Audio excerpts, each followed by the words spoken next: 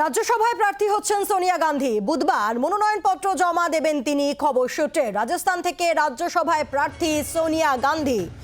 রাজ্যসভার প্রার্থী হচ্ছেন সোনিয়া গান্ধী। বুধবারই মনোনয়নপত্র জমা দেবেন তিনি, এমনটাই সূত্রের খবর। রাজস্থান থেকে রাজ্যসভায় প্রার্থী হচ্ছেন রায়বেরেলির সাংসদ সোনিয়া গান্ধী। রাজ্যসভায় প্রার্থী হচ্ছেন সোনিয়া গান্ধী। বুধবারই মনোনয়নপত্র জমা দেবেন তিনি, এমনটাই সূত্রের খবর। রাজস্থান থেকে রাজ্যসভায় প্রার্থী সোনিয়া গান্ধী। আমরা পুরো বিষয়ে কথা বলবো। রাজীব চক্রবর্তী রয়েছেন টেলিফোনের প্রতিনিধি। রাজীব, এই ধরনের একটা গুঞ্জন তো চলছিলই, তাহলে অবশেষে গুঞ্জনের অবসান হলো। তাহলে রায়বেরেলি, যাকে গান্ধীগড় বলা হয়, সেখানে কি তাহলে প্রিয়াঙ্কা, সেই জল্পনাও তো চলছে? দেখো, সেই জল্পনা চলছে, তার কারণ গান্ধী পরিবারের 3 সদস্য সংসদে থাকার একটা সম্ভাবনা তৈরি হচ্ছে। যেমন আমরা জানি, রাহুল গান্ধী গতবার ওয়েনার থেকে তিনি দাঁড়িয়েছিলেন, পাশাপাশি তিনি আমেথি থেকে দাঁড়িয়েছিলেন এবং আমেথি থেকে তিনি হেরে যান, কিন্তু ওয়েনার থেকে তিনি জেতেন। এবার শোনা যাচ্ছে যে সোনিয়া গান্ধী তিনি তার সিটটি, অর্থাৎ তার রায়বরেলি সিটটি তিনি প্রিয়াঙ্কা গান্ধীকে দেবেন, অর্থাৎ প্রিয়াঙ্কা গান্ধী সেখান থেকে প্রার্থী হবেন। আর সোনিয়া গান্ধী তিনি রাজ্যসভা থেকে লড়বেন। এবং এই যে খবর শোনা যাচ্ছিল, সেই খবরে এখনো পর্যন্ত কংগ্রেস সূত্রে কিন্তু জানা যাচ্ছে যে খবরের সত্যতা রয়েছে এবং সেই খবর সত্যি হতে চলেছে।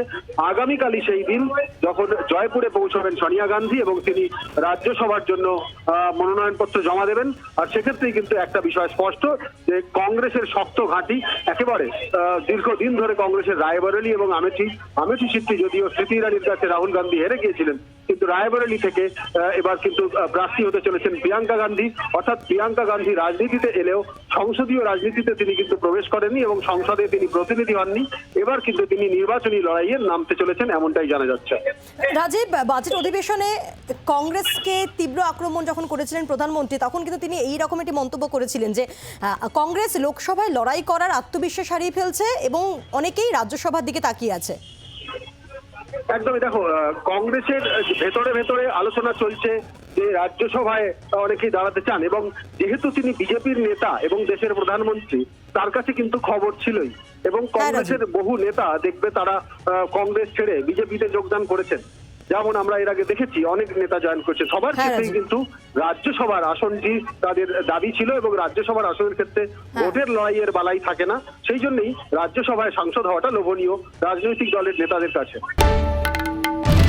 বাংলার আওয়াজ, বাঙালির আবেগ, জি 24 ঘন্টা।